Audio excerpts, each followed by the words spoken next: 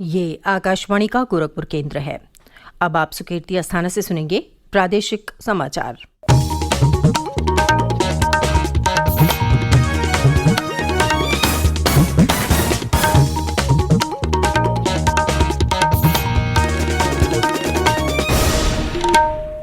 पहले मुख्य समाचार। प्रधानमंत्री नरेंद्र मोदी ने वरिष्ठ नागरिकों की सहायता के लिए toll free helpline Elder line शुरू करने के लिए मुख्यमंत्री योगी आदित्यनाथ की सराहना की। मुख्यमंत्री ने कहा, प्रदेश में कोरोना संक्रमण की स्थिति नियंत्रण में, लेकिन सतर्कता बरतना जरूरी। प्रदेश में कोविड संक्रमण के 468 नए मामले सामने आए। सक्रिय मामलों की संख्या घटकर 8,986 रह गई। और प्रदेश में मानसून ने समय से एक सप्ताह पूर्व दस्तक दी। पूर्वी अंचल के अधिकांश जिलों में कल दिन भर हुई बूंदाबांदी।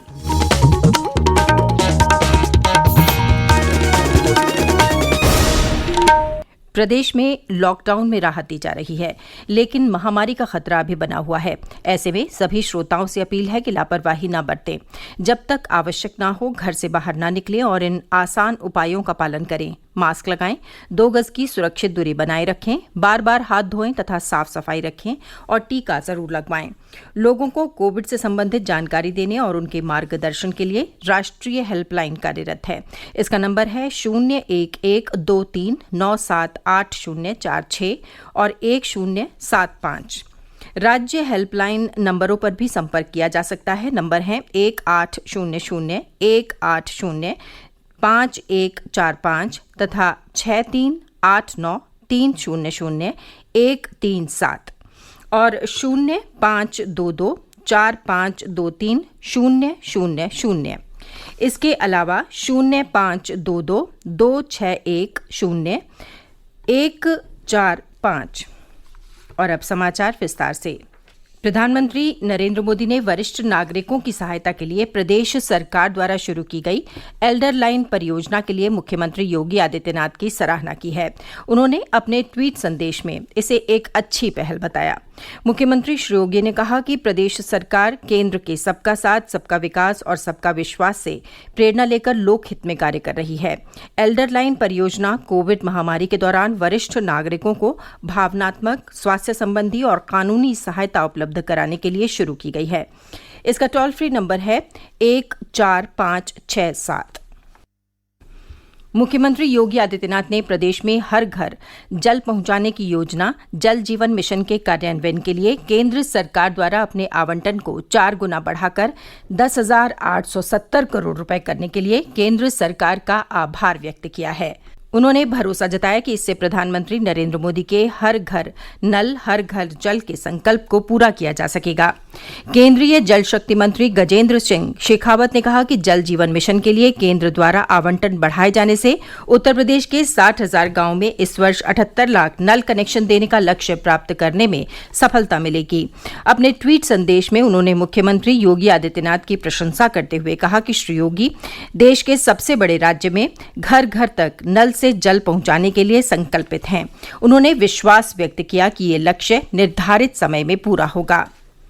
मुख्यमंत्री योगी आदित्यनाथ ने कहा कि प्रदेश में कोरोना संक्रमण की स्थिति नियंत्रण में है, लेकिन संक्रमण का खतरा अभी भी बना हुआ है।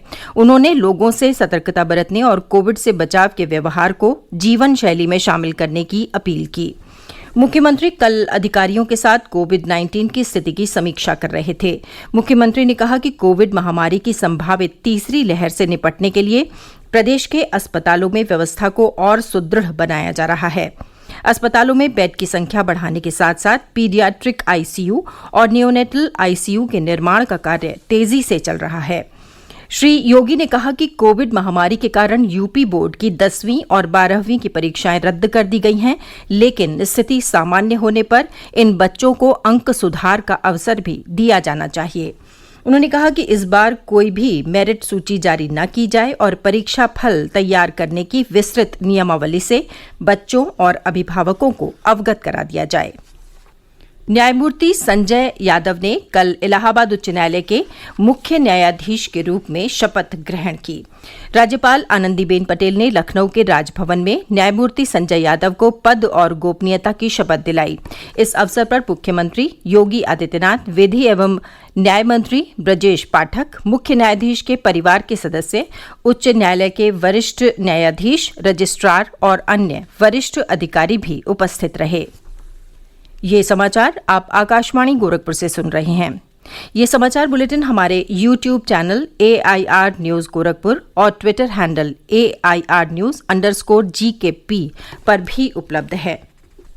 प्रादेशिक समाचारों के इस बुलेटिन में आपका फिर से स्वागत है। प्रदेश में कोरोना संक्रमण में लगातार कमी आ रही है। एक दिन पूर्व राज्य में कोविड के 468 नए मामले सामने आए, जबकि इस दौरान 1221 लोग स्वस्थ हुए। प्रदेश में कोरोना के सक्रिय मामलों की संख्या घटकर 8986 रह गई है। इस समय राज्य में कोविड से स्वस्थ होने की दर 98.2% है। दैनिक संक्रमण दर एक दिन पूर्व 0.1% दर्ज की गई। प्रदेश में कोविड नमूनों की जांच का कार्य लगातार चल रहा है। एक दिन पूर्व 2,89,943 नमूनों की जांच की गई।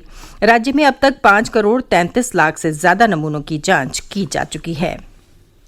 मुख्यमंत्री योगी आदित्यनाथ ने राज्य में अगले माह से प्रतिदिन 10 लाख कोविड टीके लगाने की क्षमता विकसित करने के अधिकारियों को निर्देश दिए हैं। इस समय प्रदेश में रोजाना औसतन 4 लाख से अधिक टीके लगाए जा रहे हैं। विभिन्न जनपदों में एक दिन पूर्व 4,58,810 टीके लगाए गए। राज्य में अब तक कुल 2,29,35,815 टीके लगाए जा चुके हैं। प्रदेश में मानसून ने कल दस्तक दे दी। पूर्वी उत्तर प्रदेश के गोरखपुर, वाराणसी, चंदौली, सिद्धार्थनगर, अयोध्या, जौनपुर, बलरामपुर, गाजीपुर, सोनभद्र समेत अधिकांश जिलों में कल दिन भर रुक रुक कर वर्षा होती रही। इस वर्ष मानसून समय से लगभग एक सप्ताह पूर्व प्रदेश में आया है। मौसम विभाग के अनुसार मानसून ने सबसे पहले बिहार की सीमा से लगे जनपदों में प्रवेश किया। विभाग के अनुसार मानसून पूर्वी उत्तर प्रदेश के अधिकांश हिस्सों और पश्चिमी उत्तर प्रदेश के कुछ भाग में पहुंच चुका है। विभाग ने अगले 48 घंटों के दौरान मानसून के राज्य के अन्य हिस्सों में आगे बढ़ने की संभावना व्यक्त की है। अगले 4 दिनों तक प्रदेश के विभिन्न स्थानों पर हल्की से मध्यम वर्षा होने का अनुमान है। कहीं कहीं तेज वर्षा भी हो सकती है। राज्यपाल आनंदीबेन पटेल और मुख्यमंत्री योगी आदित्यनाथ ने उत्तराखंड विधानसभा की नेता प्रतिपक्ष और कांग्रेस की वरिष्ठ नेता इंदिरा हृदयेश के निधन पर गहरा शोक व्यक्त किया है। उन्होंने दिवंगत आत्मा की शांति की कामना करते हुए शोक संतप्त परिजनों के प्रति अपनी संवेदनाएं व्यक्त की हैं। प्रदेश में किसानों से न्यूनतम समर्थन मूल्य MSP के तहत इस वर्ष अब तक रिकॉर्ड 52 लाख मीट्रिक टन से अधिक गेहूं की खरीद की गई है। योजना के अंतर्गत अब तक कुल गेहूं खरीद की 88% धनराशि का भुगतान किसानों के बैंक खातों में किया जा चुका है। प्रदेश सरकार किसानों को उनकी उपज की खरीद के 72 घंटे के भीतर भुगतान कर रही है। इस वर्ष 15 जून तक किसानों से गेहूं खरीद की जाएगी। मुख्यमंत्री योगी आदित्यनाथ ने कहा है कि मंडियों में किसान जब तक गेहूं लाते रहेंगे तब तक खरीद की जाएगी। केंद्रीय शिक्षा मंत्री रमेश पोखरियाल निशंक ने कहा है कि राज्यों और केंद्र शासित प्रदेशों को 7,622 करोड़ रुपए जारी किए गए हैं। ये राशि समग्र शिक्षा योजना के अंतर्गत कई शैक्षिक पहल को जारी रखने के लिए दी गई है। एक ट्वीट में श्री पोखरियाल ने कहा कि इस राशि का उपयोग विद्यार्थियों को निःशुल्क पुस्तकें और वर्दी उपलब्ध कराने के लिए किया जाएगा। उन्होंने बताया कि इस राशि का इस्तेमाल अध्यापकों के वेतन, प्रशिक्षण, व्यावसायिक शिक्षा और डिजिटल पहल के लिए भी किया जाएगा।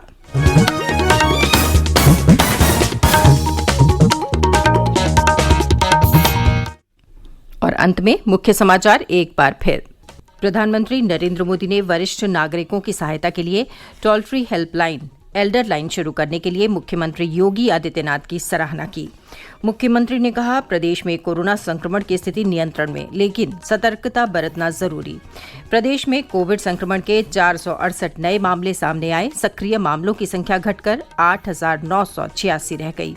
और प्रदेश में मानसून ने समय से एक सप्ताह पूर्व दस्तक दी। पूर्वी अंचल के अधिकांश जिलों में कल दिन भर हुई बूंदाबांदी। इसके साथ ही समाचार बुलेटिन समाप्त हुआ। नमस्कार।